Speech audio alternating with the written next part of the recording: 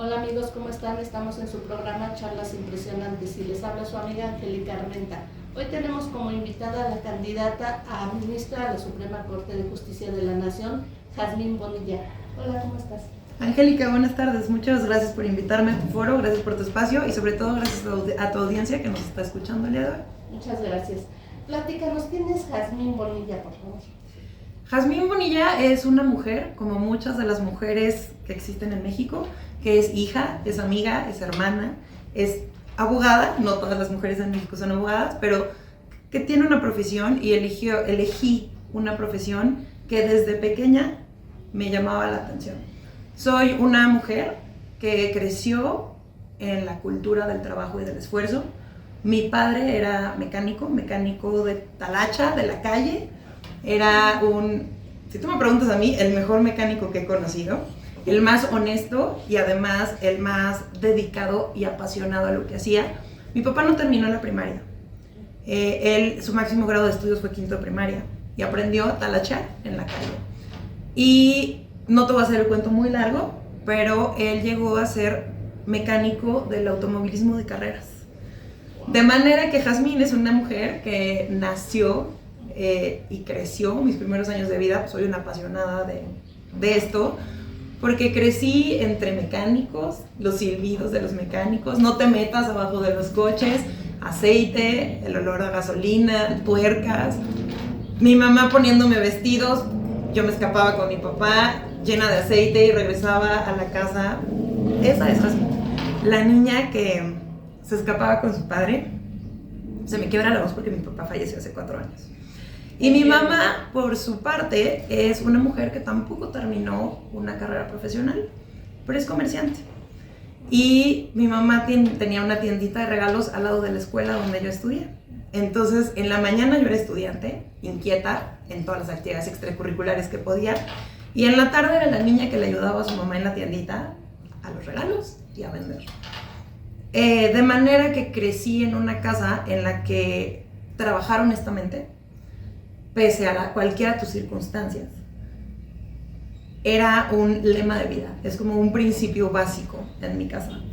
Y eso es mí, la niña inquieta a la que le preguntaban desde pequeña ¿qué quieres estudiar? ¿Qué quieres ser cuando sea grande? Nunca quise ser astronauta, nunca quise ser veterinaria. Mecánica. Siempre quise ser abogada, porque en este mundo de mecánicas de la mecánica y de mecánicos, que en aquel momento eran muchos hombres a mi alrededor, conocí historias de vida de injusticias, de cosas que le pasaban a las personas que colaboraban con mi papá, y desde chiquita me enojaba. No me gustaban las injusticias, y entonces pues de chiquita era ver películas y yo quiero ser como esas personas que dicen que algo es injusto, y pues entendí que tenía que ser abogada. ¿Cuántos hermanos? Tengo una hermana y un hermano. Mi hermana es abogada también. Mi hermano está terminando de terminar una carrera de arquitectura. ¿Línea de 10? Y 9. En general sí, siempre fui promedios escolares sobresalientes, tanto en primaria, en secundaria, en preparatoria de hecho tuve un premio por parte de la Universidad Nacional Autónoma de México por ser el mejor promedio del sector, creo que sí se llamaban sectores, y siempre tuve buenas calificaciones porque me gusta estudiar, me gusta aprender muchísimo de muchas materias, de muchas cosas diferentes. Pienso que la vida es un cóctel de sabores en el que entre más cosas sepas de lo que sea, música, lectura, pintura, actividades cotidianas, deportes, eso te da un panorama muy grande respecto de cómo viven las personas. Y la función que yo realizo necesita empaparse de cómo viven las personas sus vidas en cualquier parte de la sociedad. Y además lo voy a entrecomillar obligada, porque era algo que me gusta, obligada a tener buenos promedios porque fui una niña becada. Yo estuve en escuelas privadas, la crisis económica del 94 pegó muy fuerte en mi casa y tuve que aspirar a becas para poder estudiar en las escuelas en las que estudié. Para algunas personas podrán ser muy inaccesibles económicamente, para otras a lo mejor no tanto. En ese momento para mi familia era un poco de reciprocidad. Mis padres me lo decían: eres una buena estudiante, y nos has demostrado que quieres estudiar aquí, puedes hacerlo. Y entonces tenía que mantener un promedio para mantener la beca. Claro, una joven muy inquieta, ¿no viera? No, fíjate que no tanto. Inquieta mucho, muy inquieta. Siempre buscando actividades extracurriculares que me hagan más humana. Me gusta mucho el arte, me gusta mucho la cultura, me gusta mucho el deporte. Una época de mi vida quizás no le dediqué tanto a la salud mental como hace unos años para acá entendí lo importante que es tener salud física y salud mental. Y el deporte, por ejemplo, en ese aspecto de mi vida tiene una función vital. Y conocer varios ámbitos me ha permitido relacionarme con más personas, conocer las distintas realidades, que son las realidades que llegan a nuestras manos en los juicios. ¿Cuál es la diferencia entre Jazmín estudiante y Jazmín de ahora? Te voy a contar una anécdota muy importante para mí, que pronto la van a ver por mis redes sociales porque estoy a punto de publicar. Es algo quizás no tan íntimo, pero para mí sí. 7 de diciembre del 2002, tengo la fecha muy presente. Era mi derecho examen final de introducción al estudio del derecho. Nos habían pedido que nos tomáramos una foto en la Suprema Corte de Justicia de la Nación. Fui, cumplí mi tarea, tomé mi fotografía, cumplí mi derecho examen. Unos pocos años después, una amiga muy querida mía estaba ayudándome a limpiar fotografías, ayúdame a limpiar mi closet, ¿no? Mi recámara. Me estaba ayudando. Y entre polvo, viejas fotografías, pues una amiga con la que estudié desde tercero de secundaria, una amiga entrañable, entre polvos, recuerdos, memorias, risas, llantos, encontró esta fotografía, que para mí había sido un derecho examen. Me dijo, ¿me la regalas? Te la regalo, pero te la voy a dedicar. Palabras más, palabras menos, le puse algo como, te dedico esta fotografía para que cuando sea ministra, te acuerdes que me conociste antes de serlo. Creo que eso explica todo. Soy una abogada que desde el inicio, estoy hablando del primer semestre de la licenciatura, 2002, tenía claro que su propósito era ser persona juzgadora y no cualquiera. Siempre aspiré a la más alta silla que puede tener una persona juzgadora, que es en México, la Suprema Corte de Justicia de la Nación. ¿Y cómo llegas a la Suprema Corte? Después de 20 años de trayectoria en el Poder Judicial, mi primer nombramiento en el Poder Judicial fue el 1 de enero del 2005. En aquel entonces nos llamamos oficiales judiciales. Quizás las personas no están familiarizadas con este concepto. La persona oficial judicial es quien está aprendiendo el oficio de ser juez. Me parece el nombre bellísimo porque eres el aprendiz de un juez. Yo empecé como oficial judicial. En el paso de los años nos han cambiado el nombre, oficiales judiciales, oficiales administrativos y de regreso, pero son el equivalente a los pasantes en un despacho. Ahí aprendí a costurar expedientes, aprendí a la muy mala que uno no debe coser los expedientes en el aire porque te picas las piernas y dejan rastros para toda tu vida en las piernas. Mientras estaba estudiando, empecé a trabajar mientras estaba estudiando. Te mencionaba hace un momento, yo empecé la carrera en 2002 y en el 2005 entré con un nombramiento, pero mi acercamiento al Poder Judicial fue desde el 2004, como meritoria. Había que hacer méritos para demostrar que te ibas a ganar una plaza de oficial judicial. Ahorita ya no existen las personas meritorias, en aquel entonces sí existían, y estuve en aproximado como de 6 meses, 7 meses de meritoria aspirando a una plaza. Me dan el nombramiento el 1 de enero del 2005 y dedico todo lo que queda de mi carrera a aprender a hacer lo que hoy me encanta hacer, que es proyectos de sentencia. Dediqué toda esta parte de mi carrera de la licenciatura a aprender proyectos de sentencia y terminando mi carrera me titulo, y en cuanto me titulo presento el examen para convertirme en secretaria proyectista y lo aprobé a la primera. Y a partir de ahí viene la serie de cargos de carrera judicial, que es secretaria de juzgado. Estuve en un juzgado mixto en Acapulco.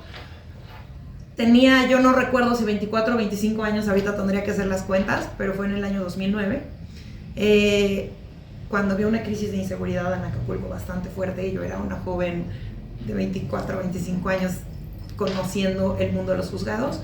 Antes de estar en un juzgado fui secretaria de tribunal y voluntariamente decidí irme a un juzgado porque si yo quería ser una persona juzgadora tenía que conocer lo que se hace en un juzgado de distrito, que es donde más carga de trabajo hay y donde se vive por primera vez el qué voy a hacer con un caso. Estuve un tiempo en Acapulco, cambiaron de adscripción al juez, es decir, lo cambiaron de lugar, lo movieron a la Ciudad de México, me vine con él a un juzgado auxiliar que solo dictan sentencia, que me sirvió muchísimo para aprender a ser eficiente. Me turnaban 30 asuntos para ser resueltos en 30 días, de manera que había que sacar los asuntos para que las personas dejaran de esperar por sus sentencias. Al poco tiempo regresé al tribunal colegiado y estando en el tribunal colegiado como en 2012 más o menos, en 2016 se me abre la oportunidad, toqué puertas y se me abrieron en la ponencia del ministro Lenis Potisek, quien en ese momento buscaba integrar su ponencia con personas de carrera judicial, reconociendo la importancia de la carrera para la trayectoria y la mejor elaboración de resoluciones. Me dio una oportunidad y así fue como llegué a la Suprema Corte, y estando en la Suprema Corte se abre un concurso exclusivo para mujeres en el que resulté vencedora con el mejor promedio de mi examen. Fui el mejor concurso de ese examen y así es como ahora soy magistrada de circuito. Hay cosas, así como dices que aprendiste muchas cosas buenas, también hay cosas malas. En estos 20 años, voy a promediar a 20 años de trayectoria, he descubierto las enormes áreas de oportunidad del Poder Judicial. Pero de todas estas áreas de oportunidad, debo decir que he sacado provecho. No me gusta quedarme con lo negativo, me gusta utilizar las experiencias que para algunas personas pueden ser negativas, las convierto en mis fortalezas. De manera que toda mi trayectoria judicial he sido propositiva. Si detecto una conducta que puede generar rezago, genero una propuesta para deshacernos de ese rezago, porque hay algo que para mí es muy importante. Las personas juzgadoras tenemos que entender que los expedientes no son solo un número. Los expedientes son personas mismas, no son papel, no son un número, son personas que nos están llevando sus casos. Y en ese momento para esas personas es lo más importante. Para algunas personas es su libertad personal, para otras personas es su patrimonio, para otras personas es su integridad física, para otras personas es su integridad mental, para otras personas es su salud. Y para cada una de esas personas el caso que nos están llevando a consideración es el más importante. Esto me lo repito todos los días de mi vida. Y cuando llegué a la Suprema Corte, me topé con un mural que representa exactamente esto que he pensado toda mi vida. Es un mural del maestro Rafael Cauduro, que se llama La historia de la justicia en México. Y es un mural, si tú lo ves, es un piso dedicado a archiveros oxidados, manchados, expedientes carcomidos, manchados de café, olvidados. Pero lo importante no es esta visión general, sino el detalle. En cada uno de esos archiveros hay siluetas dibujadas. En los cajones de los archiveros hay ojos que nos recuerdan, y particularmente a mí, todos los días desde que ingresé a la Suprema Corte, que las personas están esperando por una sentencia. De manera que lo que para algunas personas se puede convertir en un tropiezo, la cantidad o la gran cantidad de carga de trabajo, para mí se vuelve mi fortaleza y mi ímpetu de hacer mejores sentencias y más rápido para todas las personas que están esperando una sentencia que decida lo que para ellas es lo más importante en esos momentos. Pero se ha politizado el sistema judicial ahora que integran, y hay muchas acusaciones respecto a esto de parte de la ciudadanía. No está de acuerdo. ¿Por qué? Porque dicen que ahora últimamente se ha inmiscuido mucho el gobierno, el poder legislativo en estos temas. En mi opinión, yo estoy convencida de que las personas juzgadoras tenemos que ser independientes y autónomas. Uno de los principios y las virtudes fundamentales de una persona juzgadora es la independencia judicial, de la que se ha hablado mucho, en la que yo creo, la autonomía en el dictado de nuestras resoluciones, y me gusta agregar la neutralidad política.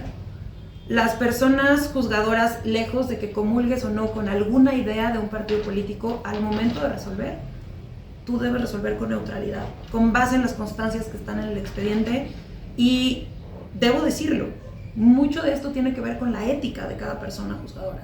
Depende de tu ámbito ético en la individualidad, el saber reconocer cuando estás legalmente impedido para conocer un asunto y excusarte, porque la ley nos obliga a excusarnos en los casos en que podamos tener algún tipo de vicio. En mi experiencia personal, yo te puedo decir que yo no estoy afiliada a partido político alguno, nunca he pertenecido ni he militado en algún partido político y he regido toda mi trayectoria judicial desde esa meritoria hasta la fecha en la neutralidad política y apelando siempre a la independencia. ¿Esta reforma era necesaria y es la que necesita el país? Estoy convencida de que era necesaria una reforma al sistema de impartición de justicia. ¿Hacía falta una reforma? Hacía falta. Y estoy convencida de ello. ¿Alcanza esta reforma? Me parece que los anhelos que tiene esta reforma no se van a terminar de concretar con el solo hecho de cambiar el sistema de designación de las personas juzgadoras. Hay muchas cosas por hacer. Muchas personas, y voy a regresar un poco a lo que dicen la parte negativa y lo que yo veo como lo que alguien puede ver negativo, yo lo veo como un área de oportunidad. Hay personas que indican que hace falta una reforma legal. Sí hay muchas cosas que se pueden hacer a través de reforma legal, pero yo veo el área de oportunidad. Hay muchas cosas que se pueden hacer a través de acuerdos generales por parte de la Suprema Corte. Si no te lo da la ley, entonces es nuestro deber como Suprema Corte, que es el cargo al que yo estoy aspirando, generar la regulación que te permita transparentar tus procesos, eficientar tus procesos, agilizar la impartición de justicia. Y sé que se puede hacer porque como secretario de acuerdos de la segunda sala ya lo he hecho. Ya hemos implementado acuerdos generales que han eficientado la labor de la segunda sala. De manera que sé que es algo que se puede hacer, es legal, está permitido y funciona. Se ha politizado el sistema judicial. Hay divisionismo internamente. ¿Eso es bueno o es malo? ¿Es bueno para la pluralidad? ¿Es malo para sacar los asuntos? Siempre es bueno que exista pluralidad. La integración de la Suprema Corte nunca ha sido homogénea de personas juzgadoras de carrera exclusivamente. Ha habido personas académicas, ha habido personas que vienen del litigio y ha habido personas juzgadoras. Históricamente sí había existido una mayoría de personas juzgadoras de carrera y una mezcla de personas académicas y personas dedicadas al litigio. A mí me parece que la pluralidad es buena y es deseable porque las personas juzgadoras nos podemos nutrir de la visión de las personas que vienen del mundo del litigio, de lo que no hemos visto, que de hecho es una de mis preocupaciones. Una de las preocupaciones y una de las cosas de las que yo estoy proponiendo es que las personas juzgadoras tenemos que nutrirnos de las personas a quienes impartimos justicia. Queremos juzgar con perspectiva de adulto mayor, conozcamos a las personas adultas mayores. Queremos juzgar con perspectiva de migrantes, conozcamos a las personas migrantes. Queremos juzgar con perspectiva de discapacidad, involucrémonos con las personas con discapacidad, sepamos cuáles son sus necesidades, abrámosle los espacios, porque solo de esa manera podemos saber cómo eficientemente nuestras sentencias llegan a quienes tienen que llegar. Claro. Regresando un poquito a la vida cotidiana de Jazmín, ¿cómo es su día a día con su familia? Mi familia la veo muy poco. Las cargas de trabajo en el Poder Judicial son abrumadoras. Mi día a día soy una ciudadana normal, me gusta hacer ejercicio, me gusta trabajar de manera que tengo que hacer compatibles mis horarios. Me despierto a las 5 de la mañana para irme a hacer ejercicio, entreno todas las mañanas, de ahí me voy a la oficina, trabajo en mi horario de la oficina para hacer todo lo que tengo que hacer, que mi trabajo es armar el rompecabezas que se llama juicio para que las ministras y los ministros en funciones puedan resolver estos juicios. Por la noche escribo artículos académicos, de pronto doy conferencias, de pronto doy clases. Me gusta mucho ser docente porque estoy convencida de la importancia de abrirle camino a las nuevas generaciones y aprendo mucho de las juventudes, de las inquietudes, y hay mucho ejercicio de retroalimentación.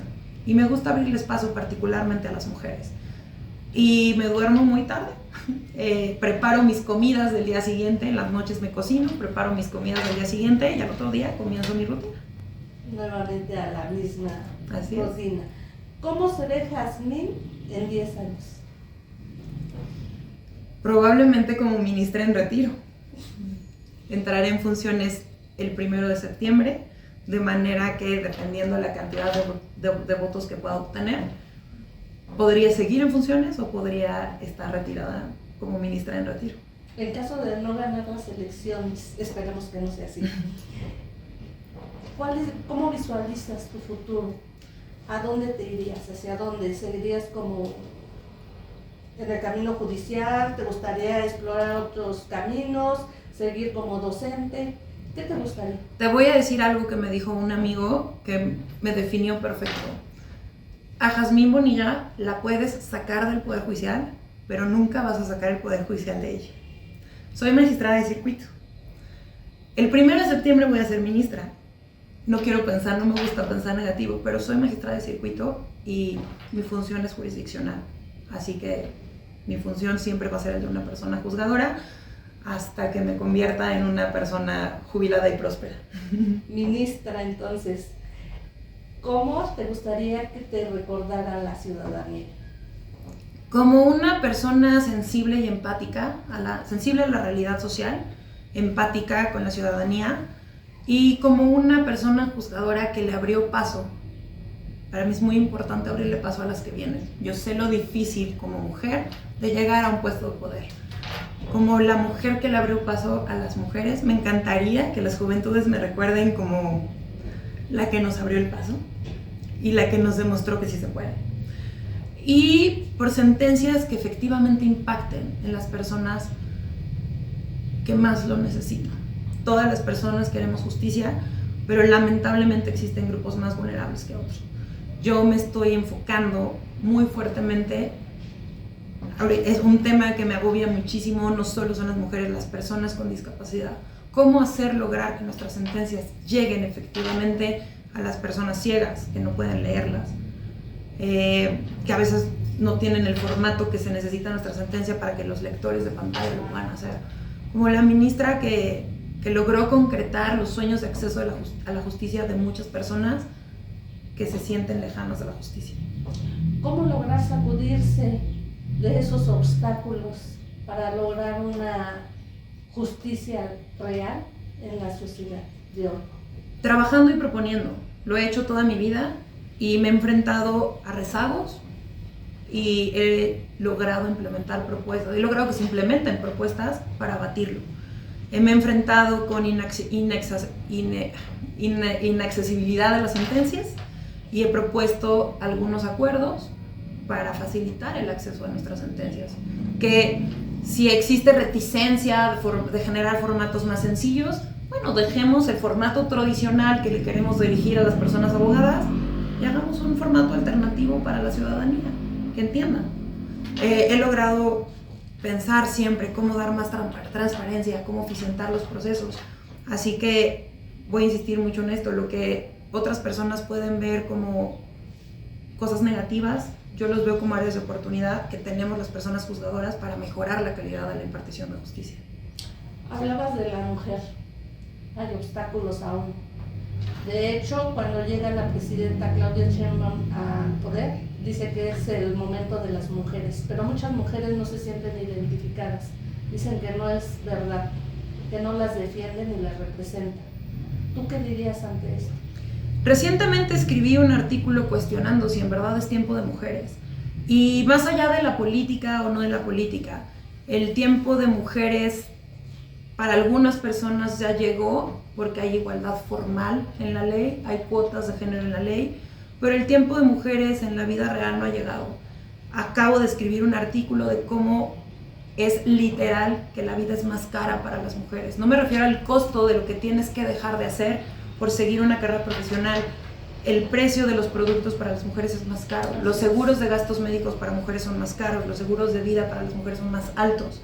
La brecha salarial existe, sigue existiendo una brecha salarial, de manera que la mayoría de las mujeres en este país ganamos o gana menos dinero que los hombres y nuestra vida es más cara. Me cuesta mucho trabajo pensar que es tiempo de mujeres cuando aún falta un gran camino por abrirnos paso para lograr una igualdad real y sustancial y no solo la formal. ¿Cuál sería la propuesta en este tema? Existen ya algunas iniciativas, es importante reconocerlo. La ley de ingresos 2022, me parece que fue en 2022, por ejemplo, se eliminó el impuesto al valor agregado para los productos de higiene femenina.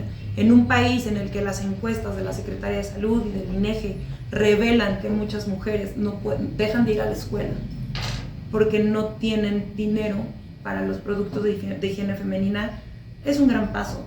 Legislaciones estatales que han establecido la licencia menstrual en sus estados para favorecer a las mujeres con un diagnóstico de endometriosis, por ejemplo. Existen ya grandes pasos y me parece que el Poder Judicial puede hacerlo. Un acuerdo general que regule el acceso equitativo de mujeres y hombres a ponencias, a áreas administrativas, que abra paso, y voy a insistir en mujeres, particularmente mujeres con discapacidad. Un acuerdo que regule la inclusión laboral.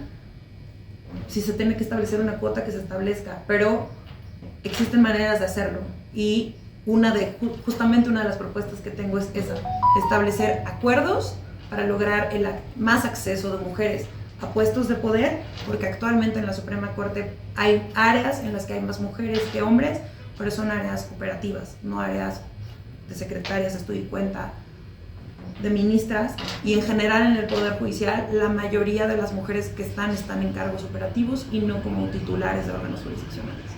Por último, si hoy fuera tu último día de vida, porque es que no quedan muchos años, ¿qué te gustaría hacer? Ver a mi papá de nuevo. Eso. Somos dos. También mi mamá acaba de fallecer hace un año. Pero bueno, ¿algo más que desees agregar? Invitar a las personas a salir a votar el 1 de junio. Esta reforma se diseñó para ustedes, para la ciudadanía, para que la ciudadanía se acerque a su justicia, que sea la ciudadanía que elija a las personas juzgadoras. Yo les invito a que se informen, que conozcan quiénes son los perfiles, y particularmente les invito a que conozcan mi perfil. Mi perfil, ya les platiqué el día de hoy, tengo una trayectoria que me avala, me importa hacer justicia, me importa acercarme a la ciudadanía, y no solo es un anhelo de acercarme, estoy acostumbrada a implementar acciones para lograrlo. Y lo único que les puedo decir es, este 1 de junio, Bonilla García Jazmín, soy la número 4 en la boleta morada, voten por mí. Amigos, muchas gracias por habernos acompañado el día de hoy en Charlas Impresionantes, y ya escucharon, por favor síganos en nuestras redes sociales, y aquí tenemos una candidata. Muchas gracias, Angélica, y gracias a quienes nos escucharon el día de hoy.